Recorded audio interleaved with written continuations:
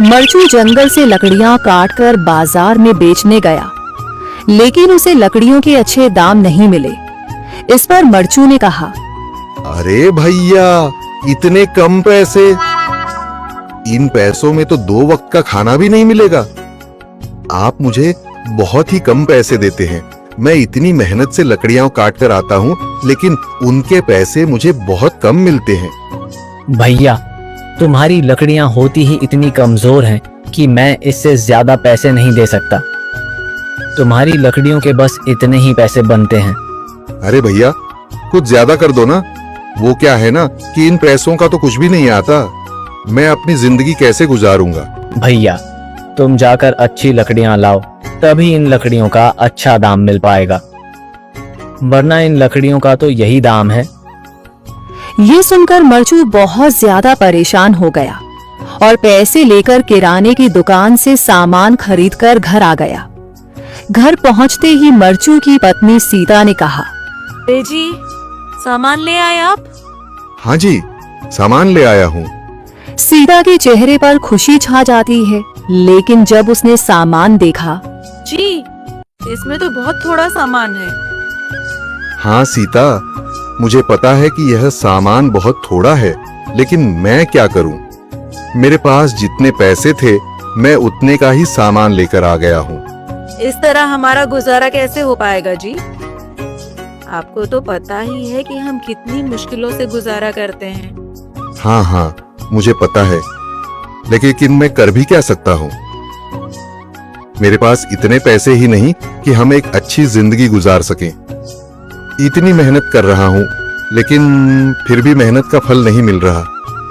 इतनी मेहनत से अच्छी लकड़ी काट कर आता हूँ, लेकिन मुनासिब दाम नहीं मिलता। मैं तो बहुत परेशान हूँ। क्या करूँ?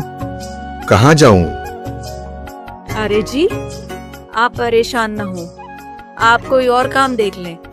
मैंने कई बार काम तलाशने की कोशिश की, पर किसी ने भी मुझे काम नहीं दिया। ये सुनकर सीता भी काफी ज्यादा परेशान हो गई। मरचू से सीता की परेशानी नहीं देखी गई। उसने अपनी पत्नी सीता से कहा, मैं फिर से जंगल की ओर जा रहा हूँ।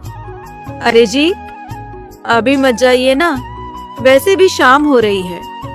आप कल चले जाइएगा, अभी मत जाइए।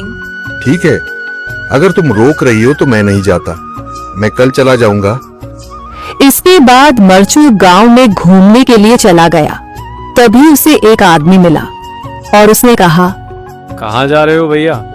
और सुनाओ, क्या हाल चाल है? जिंदगी कैसे गुजर रही है? अरे भैया, तुम्हें तो पता है कि लकड़ियां काटकर कैसे गुजारा होता है। हाँ भैया, तुम सही कह रहे हो। और आसपास के जंगलों में अच्छी लकड़ियां भी नहीं है। इसके लिए तो जंगल के अंदर जाना पड़ेगा। पर जंगल के अंदर तो काफी सारे जंगली जानवर होंगे। मुझे बहुत डर लगता है भैया, मैं जंगल में कैसे जाऊंगा? हाँ भैया, जंगली जानवर तो होंगे, लेकिन अच्छी लकड़ियां तो वहीं से ही मिलेंगी। ये सुनकर मरचू बहुत ज्यादा परेशान हो गया, लेकिन वह आदमी बिल्कुल ठीक कह रहा था। जंगल के किनारे की सारी लकड़ियां कट चुकी थीं।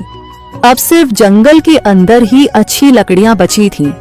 अगली सुबह मरचू लकड़ियां काटने जंगल की ओर चल पड़ा। जंगल में आने के बाद मरचू ने कहा, अरे, यहाँ पर तो लकड़ियां ही नहीं हैं। वो आदमी सही कह रहा था, लकड़ियों के लिए तो जंगल के अंदर ही जाना पड़ेगा। और जंगल के अंदर जाना क्या सही रहेगा? मुझे तो बहुत डर लग रहा है, क्योंकि वहां पर तो काफी सारे जंगली जानवर होंगे जो खतरनाक होंगे। अगर आज मैं जंगल के अंदर नहीं गया तो मैं आज घर पैसे लेकर नहीं जा सकूंगा, और फिर जब पैसे नहीं होंगे तो गुजारा कैसे होगा?